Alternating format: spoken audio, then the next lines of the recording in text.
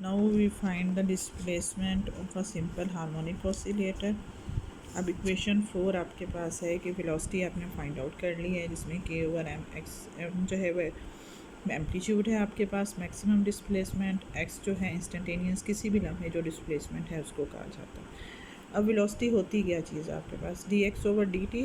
अब वेलोसिटी को हम एक्स के टर्म्स में लेकर आएंगे, तो वी आपके पास आ गई D x over d T, और ये आपके पास के ओवर एम। उसी तरह इक्वेशन नंबर 4 आपने लिख ली। अब यूँ करेंगे, हम डिस्प्लेसमेंट वाली चीज़ों को एक साइड पे कर देंगे, टाइम वाली चीज़ों को एक साइड पर कर देंगे, दोनों तरफ आप इंटीग्रेशन लेंगे। इंटीग्रेशन ये आपको पता है कि माइनस कॉस इन्वर्स है एक्स ओवर एक्स एम। ये आपके पास इसी तरह फाई जो है वो कांस्टेंट एक आ जाएगा, क्योंकि आपने साथ एक कांस्टेंट लिखना होता है। उसके बाद ये दोनों तरफ माइनस साइन आप इधर ले जाएंगे, एक्स आके, और आपके पास एक्स हम इधर आ जाएगी। ये आपके पास डिस्प्लेसमेंट आ गया।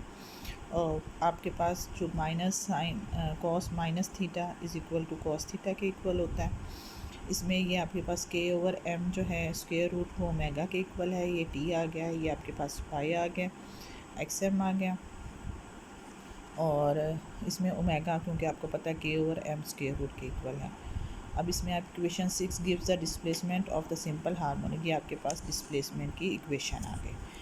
अब आपको फ्रॉम इक्वेशन नंबर 6 अगर आप इसी की इंटीग्रेशन कर दें तो आपके पास वेलोसिटी आ जाएगी D x over d T minus omega cos की इंटीग्रेशन डिफ्रेंसीशन सॉरी कॉस की डिफ्रेंसीशन साइन आ जाएगी, साथ माइनस का साइन आ जाएगा।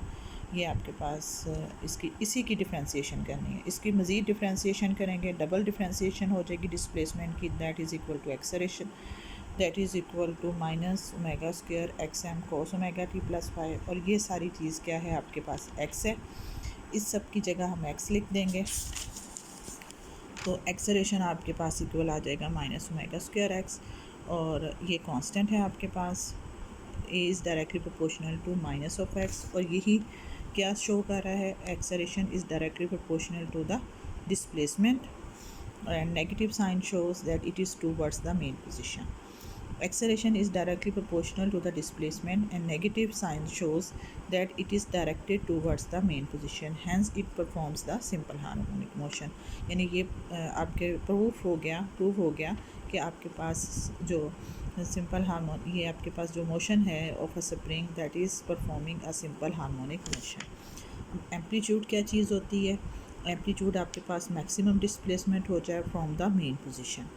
The maximum displacement of oscillating mass from the mean position is called the amplitude, and it is denoted by x m, यानी m का मतलब होता है मैक्सिमम डिस्प्लेसमेंट। अब आपके पास डिस्प्लेसमेंट की है equation, that is x equal to x m cos omega t plus pi. Maximum आपके पास इसका कोस कब मैक्सिमम होता है, जब ज़ीरो हो या एन पाई हो। ये यानी सारी वैल्यू आपके पास या तो ज़ीरो के इक्वल होगी या एन पाई के इक्वल होगी। तो जब ज़ीरो होगी तो कॉस 0 1 होगा, यानी पॉजिटिव हो जाएगा, और अगर आपके पास एन पाई होगी, पाई की वैल्यू आएगी, तो ये नेगेटिव हो जाएगा। यानी एम्पलीट्यूड या तो पॉजिटिव होता है या नेगेटिव होता है, यानी पॉजिटिव डायरेक्शन में एक्सट्रीम पोजीशन होती है और एक नेगेटिव डायरेक्शन में आपके पास एक्सट्रीम पोजीशन आती है। तो ये प्लस भी है और माइनस भी है, प्रूफ भी हो गया मैथमेटिकली। टाइम पीरियड आपके पास क्या चीज़ होती है, time required by oscillating mass to complete its 1 round trip. एक पूरे राउंड ट्रिप के लिए जो आपको टाइम रिक्वायर्ड होगा that is called the time period. इसको हम कैपिटल टी से प्रेजेंट करते हैं, और इसका ऐसा यूनिट्स डेफिनेटली सेकेंड्स है। टाइम पीरियड टी आपको पता है किसकी इक्वल होता है, 2 पाई ओवर ओमेगा के। ओमेगा की वैल्यू आपके पास के ओवर एम है, क्योंकि ये उलट जाएगा तो एम ओवर के हो जाएगा। ये टाइम पीरियड आपके पास आ गया।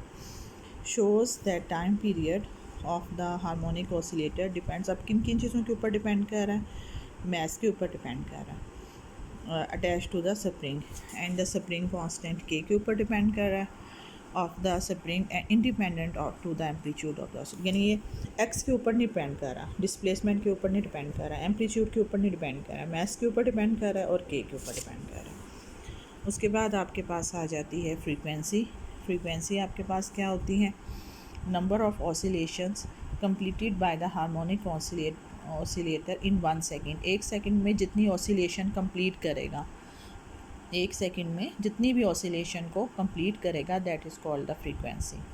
It is denoted by the F, इसको हम एफ से भी रिप्रेजेंट करते हैं, स्मॉल एफ से, एंड इट्स एसआई यूनिट्स जो हैं वो हर्ट्ज़ हैं। टाइम पीरियड का रेसिप्रोकल होती है frequency, f is equal to 1/t। It is the reciprocal of the time period. Time period को अगर आप 1 ओवर वैल्यू डालेंगे तो f is equal to 1/2π k/m²। Angular frequency is given by, आपने omega is equal to 2π 1/t होती है, 2π/t है। यहाँ से आप देख लें t इज़ इक्वल टू 2π/ओमेगा है, तो ओमेगा को इधर कर देंगे, 2π/t आ जाएगा, और 1/t जो है वो f के इक्वल है, तो so omega is equal to 2πf।